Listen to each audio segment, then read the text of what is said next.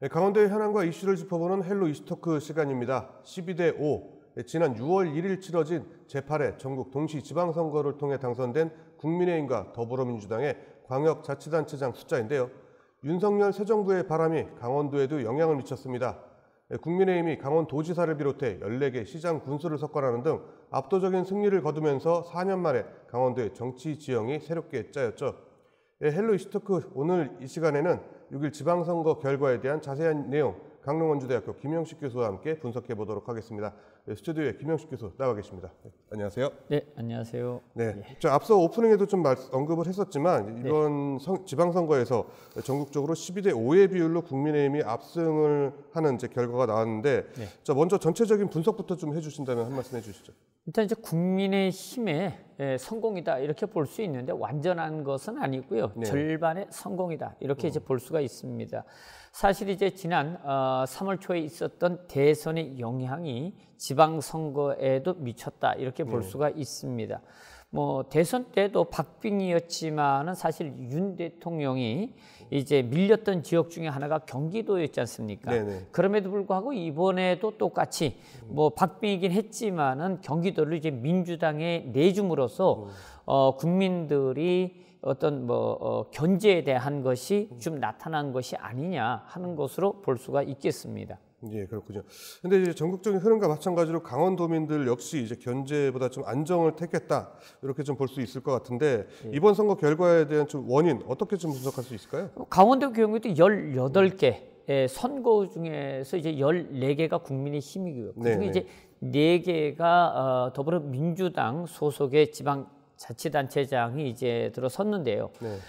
국민의힘의 완승으로 보일 수도 있습니다. 그럼에도 불구하고 좀 문제가 있는 것은 강원도의 도청 소재지 수구도시인 춘천이 이제 민주당에 이제 넘어갔거든요. 사실 뭐 여러 가지 문제는 있었지만 어쨌든 간에 이러한 것들은 강원도 내 국민의힘의 독주를 좀 견제해라 하는 어떤 선거 투표가 아니었나 하는 생각이 들 정도입니다. 뭐 전체적으로 보수가 우세했다라는 것은 맞고요.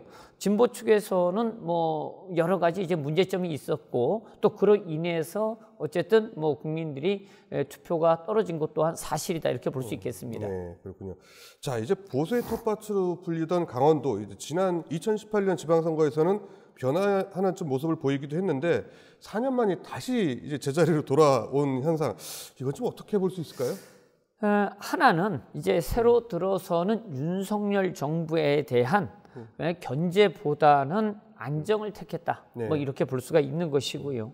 두 번째는 이제 4년여 동안에 민주당의 자치단체장들이 이제 뭐 14 뭐 정도 있었는데 어떤 독선에 대한 심판의 성격도 충분히 있었다라고 저는 보여집니다. 왜냐하면 이제 논란들이 많이 있었으니까요. 그렇고요. 그다음에 이제 또 하나는 4년 동안에 국민의힘 자치단체장들이 이제 지금 14대 4로 이제 등극을 했는데 이러한 것도 4년 후에 또다시 바뀔 수 있다라는 것들을 국민들이 보여준 것이 아닌가, 강원도민들이. 그러니까 만약에 지난 4년 전처럼 많이 뽑아줬는데 독선으로 인해서 시민들의 의견을 경청하지 않았던 자치단체장들 대부분이 지금 아웃됐지 않습니까?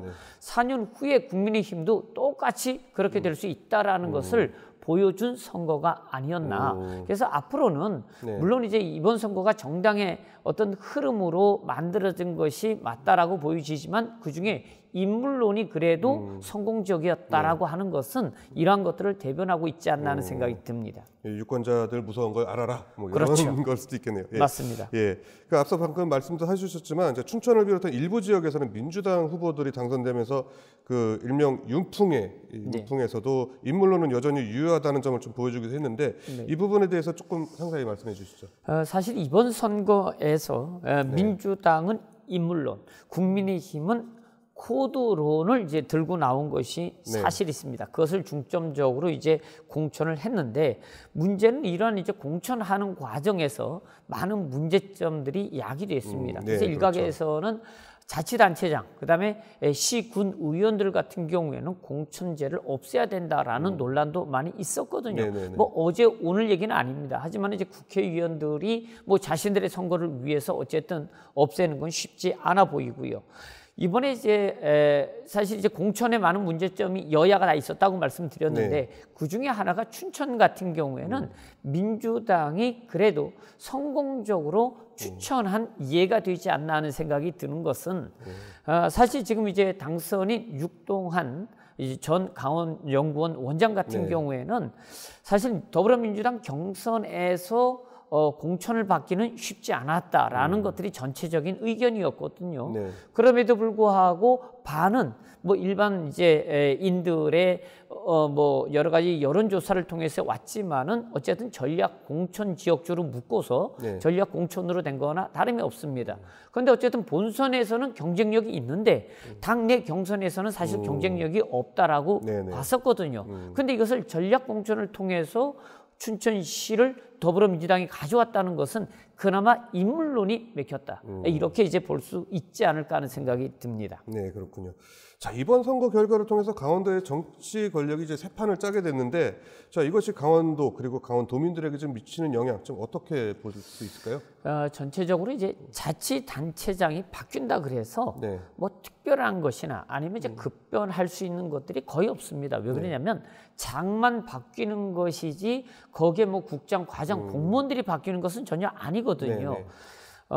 좀 이제 당분간은 이제 새로운 자치단체장들이 이제 7월 1일부터 이제 일을 하게 될 텐데 어떤 새로운 변화, 급진적인 변화, 그 다음에 내가 하고 싶은 것들을 빨리 하고 싶은 욕심 이런 것들을 잘못하다가는 다음 4년 후의 선거에서 철퇴를 맞을 수 있다. 그러니까 조심해야 된다. 그래서 변화보다는 초선들은 일단 안정을 택하는 것이 앞으로 재선을 위해서 그리고 미래를 위해서 그리고 지역 발전을 위해서 보다 바람직하다. 그러니까 지금은 좀 배우는 자세로 임해야 된다라는 생각이 들고요.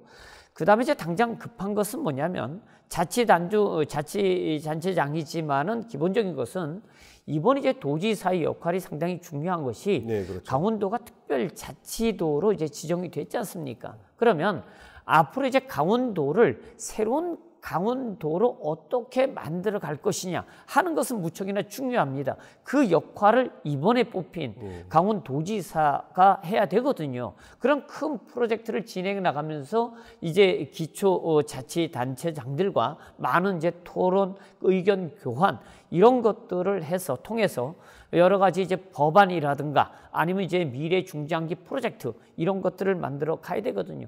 그래서 이번에는 도지사라든가 자치단체장들이 새로운 강원도를 만드는 데에 이것을 연착륙시키기 위한 노력들을 해야 된다라고 생각이 되어집니다. 예, 일단 뭐 독선을 좀 피해야 된다. 뭐 이런 거는 좀 귀담아 들으셔야 될 것 같네요. 그렇죠. 왜 그러냐면 그동안에 지금 이제 이번에 바뀐 인사들 중에 논란이 많았던 게 뭐냐면요. 자기가 해보고 싶은 것들, 그 다음에 그 지역 발전을 위해서 이것은 내가 꼭 해야 되겠다라고 한 것들을 너무 무리하게 추진하다가 사실 시민들의 반발을 산 경우가 꽤 많거든요. 그래서 꼭 하고 싶다라고 하면은 지금은 아니고요. 좀 이제 지역 주민들과 소통도 좀 하고 공감대 형성을 통해 가지고 여론도 충분히 듣고 이리고 나가지고 추진해도 그렇게 늦지 않을 거라는 거죠. 그러니까 너무 성급하게 빨리 이제 급하게 추진하다 보면은 사실 반대 붙일 수도 있고요. 이것이 오히려 역으로 이제 지금과 같은 현상들이 이제 부메랑이 돼서 돌아올 수도 있다라는 겁니다. 그래서 좀 더 차분하게 체계적으로 추진하면 뭐 좋은 정책들을 만들어내지 않겠습니까? 네. 근데 이제 또 더불어민주당 같은 경우는 혼란에 빠졌죠. 중앙에서는 이제 선거 결과에 대한 책임론도 좀 불거지고 있는데 선거 전부터 사실 내용도 있었고요. 좀 수습은 어떻게 해야 될까요? 정치라는 것은 이제 흘러가는 물과 같습니다. 그러니까 대세라는 게 있고요. 옆에 또 여러 가지 또 이제 그 내과가 또 있고요. 또 이것이 또 바다로 가면 그물이 되지 않겠습니까? 뭐 이러한 것들은 자연의 섭니다. 따라서 이번 선거에서 책임을 져야 될 사람들은 책임을 지는 것이 맞고요. 또 물러나야 될 사람들은 물러나야 되는 것이 맞습니다. 그런데 이제 이것을 거스르기 시작한다라고 하면 그러한 것들은 다음에 2년 후에 있을 총선에서 또 한 번 철퇴를 맞게 되는 거죠. 이것은 야당만의 문제는 아니고요. 여당도 똑같아 이렇게 보시면 될 것 같습니다. 어쨌든 이번 선거에서 민주당의 가장 큰 문제는 사실 공천에 대한 문제였었거든요. 그래서 이번 기회에 사실 이러한 공천에 대한 것들 여러 가지 이제 기준들, 룰 이러한 것들을 충분히 고쳐서 다음 총선에서는 이와 같은 일들이 벌어지지 않도록 좀 잘 준비해야 되지 않을까 하는 생각이 듭니다. 네, 그러네요. 저 앞으로 또 2년 후에는 총선도 국회의원 총선거도 있고 준비를 많이 해야 되겠네요. 지금 이제 멀리 남은 것 같지만 사실 멀리 남은 게 아닙니다. 그쵸, 2년이고 또 잠깐입니다. 그러니까요. 그렇군요. 자, 근데 이제 또 강원도에서는 이제 이광재 전 국회의원이 20년 선거 불패도 이제 꺼졌거든요. 선거 전부터 이번 선거에 패한다면 이제 정치 생명이 좀 위험할 거다. 뭐 이런 이야기도 좀 있었고 사실 뭐 정치 생명을 걸고 뭐 나왔다라고 본인들도 얘기를 했는데 이런 예상들 좀 어떻게 보세요? 일단 뭐 이광재 이제 전 국회의원이죠. 전 개인적으로 강원도를 위해서 이광재라는 그 인물만 보면은 아직 강원도를 위해서 활용할 가치가 높다라고 평가하고 싶습니다. 뭐 그것은 뭐 저뿐만 아니라 많은 강원도민들이 뭐 이번에 이제 뭐 이기지는 못했지만 상당히 많은 표를 주었거든요. 그러한 것들을 보면은 알 수가 있고요. 또 하나는 이제 정치인은 제가 이제 지난 개표 방송에서도 제가 말씀드렸지만 이 좀비 근성이 있습니다. 그러니까 죽은 듯 하다가 다시 살아나고 살아난 듯 하다가 갑자기 사라지는 뭐 이런 것들이 보니까 정치인들이 되게 많아요. 이번에도 똑같잖아요. 그러한 것들이 이제 여러 곳에서 나타났는데 자 그러다 보니까 아직은 이제 이런 어떤 이광재 전 의원 같은 경우에 뭐 사라졌다. 물론 이제 정치적 생명이 끝났다, 뭐 위험하다라고 할 수는 있겠지만은 강원도 입장에서는 아직도 그리고 이제 더불어민주당 입장에서도 아직은 활용할 가치가 있다라고 하면은 어디에서든 쓰임을 받지 않을까 하는 생각이 들고요. 뭐 앞으로 본인의 정치 인생을 위해서 많은 것들을 차근차근 준비해 나가지 않을까 하는 생각도 듭니다. 네, 그렇군요. 자, 이제 또 강원도 앞서 살짝 언급도 해주셨는데 삼선 도지사가 물러나고 새롭게 시작하는 강원도지사 이제 초대 특별자치도지사로 이제 해야 할 일도 상당히 많을 것 같아요. 맞습니다. 좀 어떻습니까? 어떤 게 있을까요? 사실 이제 우여곡절 끝에 강원도가 특별자치도로 이제 지정을 받았지 않습니까? 사실 이게 이제 하루 이틀 얘기는 아니고요. 벌써 10여 년 전부터 강원도가 특별자치도로 지정을 해달라고 이제 요구를 했었습니다. 이제 그럼에도 불구하고 강원도의 정치 성향이라든가 아니면 강원도의 정치력 이런 것들이 많이 부족해가지고 사실 강원도가 자치도로 지정을 받지 못했고요. 그나마 이제 제주도 같은 경우에는 여러 가지 상황상 이제 특별자치도로 지정을 받아가지고 그건 이제 지금까지 뭐 잘 운영하고 활용되고 있다라는 거죠.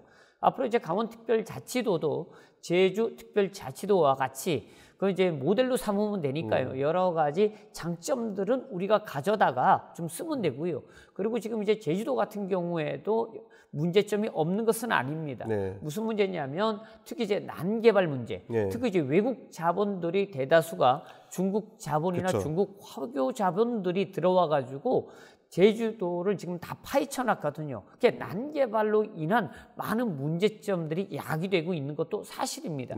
그래서 이제 강원도 같은 경우에는 그러한 것들을 좀 반면 교사 삼아서 그렇게 되지 않도록 그러니까 강원도의 정체성을 지키면서 지역 경제도 발전시킬 수 있는 이런 쪽으로 좀 나가야 되지 않을까 하는 생각이 들고요. 그다음에 이제 또 하나는 이제 특별자치도가 이제 내년 6월부터 본격적으로 이제 진행이 됩니다. 그런데 우려가 되고 염려가 되는 것은 뭐냐면 일단 전체적으로 밑그림을 잘 그려야 된다. 그러니까 동해안 지역 같은 경우에는 사실 여러 가지 비슷한 조건들이 많습니다. 그러니까 이제 70% 이상이 영동 지역 같은 경우는 관광 서비스 산업이 주된 산업이지 않습니까? 그런데 이러한 것들을 다 똑같이 차별화 두지 않고 개발을 하다 보면 우리끼리 경쟁해야 되는 이런 상황들이 벌어질 수도 있고요. 이러한 것들이 또 자칫 잘못하다가는 난개발에 휩싸일 수도 있다. 네. 지금 벌써 이제 난개발 때문에 동해안이 여러 지역들이 지금 이제 몸살을 앓고 있거든요. 네, 이러한 것들을 충분히 좀 고려해서 좀 밑그림을 잘 그리고 지역마다 좀 차별화된 어떤 정책들, 발전 계획, 그다음에 중장기 발전 계획 좀 이렇게 체계적으로 만들어 가지고 끌어간다 그러면은 자치도가 특별자치도라는 것이 강원도 발전에 있어서 상당히 중요한 역할을 할 수 있다. 그런데 만약에 이것이 그렇지 않을 경우에는 오히려 강원도 발전을 저해할 수 있다라는 것도 좀 명심해야 된다라는 것입니다. 예. 안 그래도 뭐 규제가 좀 많았던 곳이기 때문에 좀 난개발에 대한 우려 이런 것 좀 충분히 있을 수 있는데 여기에 대한 것들 차근차근 좀 풀어 나가야 될 것 같네요. 그러니까 하나 오해하는 것이 뭐냐면요. 지금 말씀하신 것처럼 특별자치도가 개발만을 위한 것은 절대 아닙니다. 그러니까 개발하라는 게 특별자치도가 아니고요. 이제 특별자치도가 지금 말씀하신 데 그동안 강원도가 개발하고 싶어도 개발하지 못했던 법 이런 것들이 많아요. 예를 들어서 뭐 환경보호법, 백두대간보호법, 그다음에 무슨 뭐 국립공원 관리 이런 법들이 많거든요. 이런 것들을 좀 정리를 해서 개발할 것들은 좀 개발을 하고 강원도가 보존해야 될 것들은 좀 보존을 하고 해서 이것을 구분해 가지고 강원도 지역의 정체성을 지켜가면서 지역 발전을 이뤄보자 하는 것입니다. 개발했다고 해서 이것이 반드시 경제가 발전하는 것, 성장하는 것 결코 아니라는 것들을 좀 명심해야 된다 하는 생각이 드는데 지금 말씀하신 것처럼 많은 분들이 특별자치도가 됐다? 그것이 곧 지역의 개발을 원하는 것이다. 이것은 아니다는 겁니다. 만약에 개발을 원한다라고 하면 수도권에서 강원도에 방문하는 숫자가 그래 많지 않을 것입니다. 많은 수도권인들, 그러니까 우리나라 인구의 절반이 수도권에 살고 있는데 수도권인들이 강원도를 방문하는 것은 강원도 동해안 지역이 개발이 되어서 발전되어서 방문하는 게 절대 아니에요. 청정한 공기, 아름다운 자연 환경, 깨끗한 바다 이것 때문에 이 지역에 오는 것이거든요. 근데 그것을 우리가 다 개발해가지고 난개발을 시켜놨다? 그러면 그들이 동해안을 방문하겠습니까? 관광객은 많이 줄어들 것입니다. 그건 의미가 없다라는 거죠. 사실 뭐 개발된 그런 놀이공원이나 놀이시설 이런 거는 뭐 수도권에 더 많기 때문에 훨씬 많죠. 그렇습니까? 그러니까 동해안은 동해안에 맞는 정체성에 맞는 이러한 것들을 차별화시켜서 만들어 놓으면 관광객들도 더 많이 올 수도 있고요. 그런 것들이 지역의 경제 발전에도 도움을 줄 수 있고 그러니까 서로가 윈윈할 수 있는 쪽으로 가야 된다. 그런데 경제 뭐 이렇게 듣고 아니면 이제 지금 우리가 이게 자치도 뭐 이렇게 만들었다 그래서 이러한 것들이 모든 어떤 제재라는 것들이 갑작스럽게 다 해제가 되어지고 그런 것들을 다 개발할 수 있다? 꼭 그런 것은 아니다. 오히려 잘못 개발하면 많은 문제점들을 야기시킬 수 있고 그게 지역의 이제 시민단체나 사회단체, 환경단체와 또 이렇게 이제 투쟁을 하다 보면 오히려 우리가 개발해야 될 것들을 개발하지 못하고 늦어지는 이런 상황들이 벌어질 수 있다. 그러니까 충분히 토론과 그다음에 논쟁 이런 것들을 통해서 우리가 하나씩 만들어가는 것이 중요하지 않을까 하는 생각이 듭니다. 그렇군요. 자, 이제 끝으로 이제 이번 선거 이후 아까도 잠깐 말씀해 주셨는데 2년 뒤에 국회의원 총선거가 치러지는데 이번 지방선거 결과가 이제 총선까지 쭉 영향을 미치게 될지도 궁금하거든요. 어떻게 보세요? 사실 앞으로 이제 거의 2년이라는 기간이 남았습니다. 사실 2년이 짧을 수도 있고 또 돌아보면은 또 길 수도 있는 그런 시간들 아니겠습니까? 물론 이제 지금은 윤석열 대통령과 이제 보수의 시대다 당분간은 이렇게 보는데 앞으로 2년 동안에 윤석열 정부가 어떻게 강원도를 위한 정책을 펼쳐나가느냐 하는 것들 그리고 우리가 이제 뽑은 자치단체장들이 얼마나 지역 발전과 소통 지역 주민들과의 공감대를 형성해 나가느냐 하는 것들을 주민들은 분명히 지켜볼 거다라는 것이죠. 그리고 특별자치도를 어떻게 만들기 위해서 이끌어갈 것이냐 하는 것들도 저는 지역 주민들이 아마 살펴보지 않을까 하는 생각이 듭니다. 만약에 이러한 것들이 주민들이 원하는 대로 도민들이 원하는 대로 흘러간다라고 하면 지금 다음 총선에서도 또 지지해 줄 것이고요. 만약에 그렇지 않다라고 하면은 다음에는 또 다른 변화가 있지 않을까 하는 생각이 듭니다. 그렇군요. 오늘 시간 내주셔서 감사합니다. 감사합니다. 예, 강릉원주대학교 김영식 교수와 함께 이번 지방선거 결과 분석해봤습니다. 시청해주신 여러분 고맙습니다.